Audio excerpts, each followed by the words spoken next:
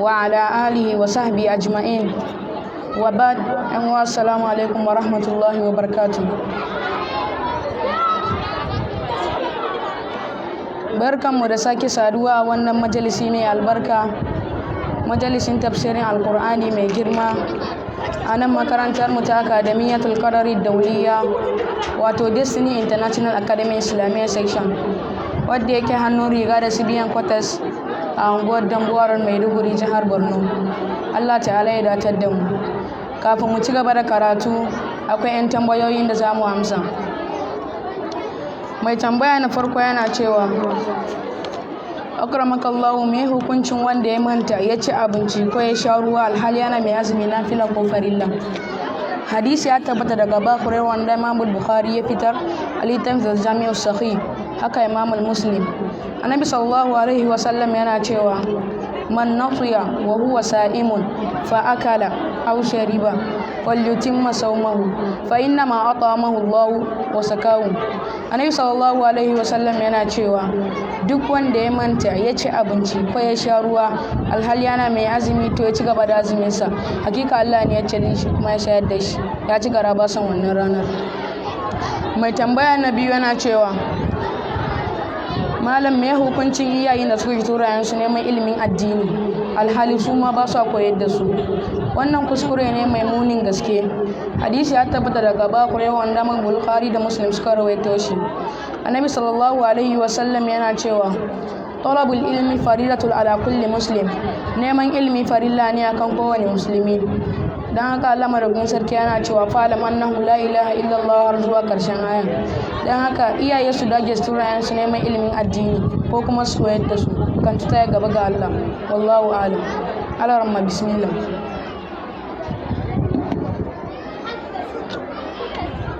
أعوذ بالله من الشيطان الرجيم. بسم الله الرحمن الرحيم. يا أيها الذين آمنوا كتب عليكم الصيام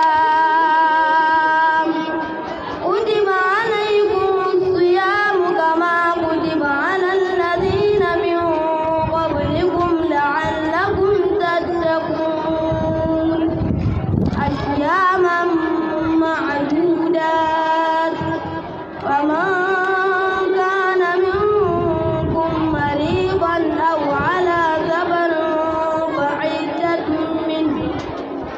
فعدة من أيام أخر. وعلى الذين يطيقونه فدية طعام مسكين.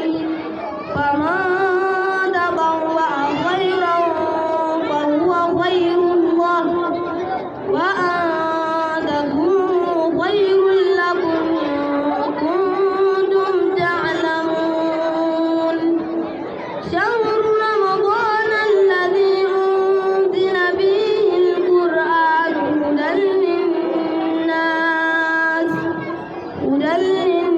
للناس وبينات من الهدى والفرقان.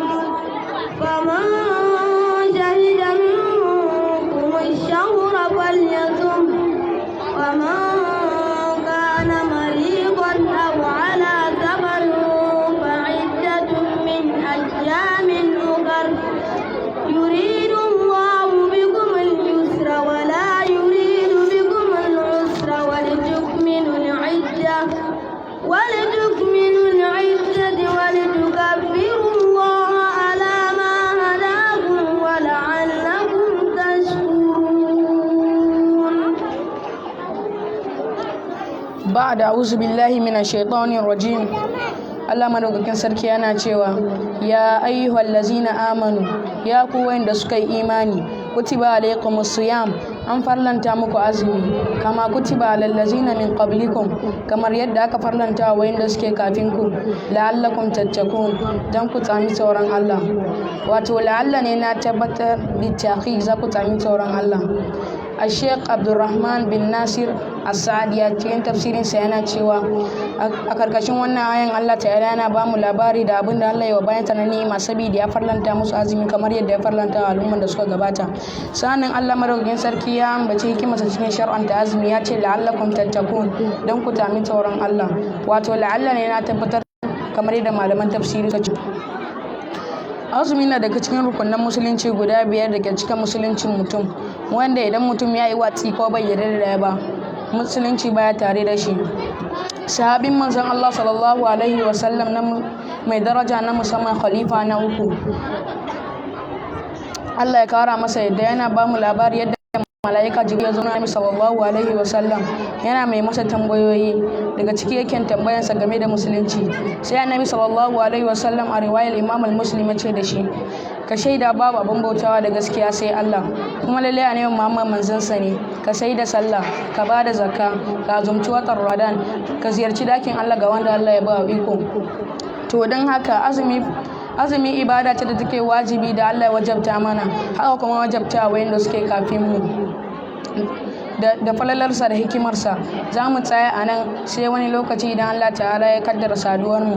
Muna roƙon Allah madaukakin sarki ya kai mu ga azumtan wannan wata mai albarka muna masu lafiya da imani. Muna roƙon Allah madaukakin sarki ya bamu ilimi mai amfani, ya saka wa malamanmu da iyayenmu da mafificin alkhairi. Subhanakallahumma wa bihamdik ashhadu an la ilaha illa anta astaghfiruka wa atubu ilayk. Wassalamu alaikum. Wa alaikum assalam wa rahmatullahi wa barakatuh. Kamar yadda ina ga ne cewa haka idan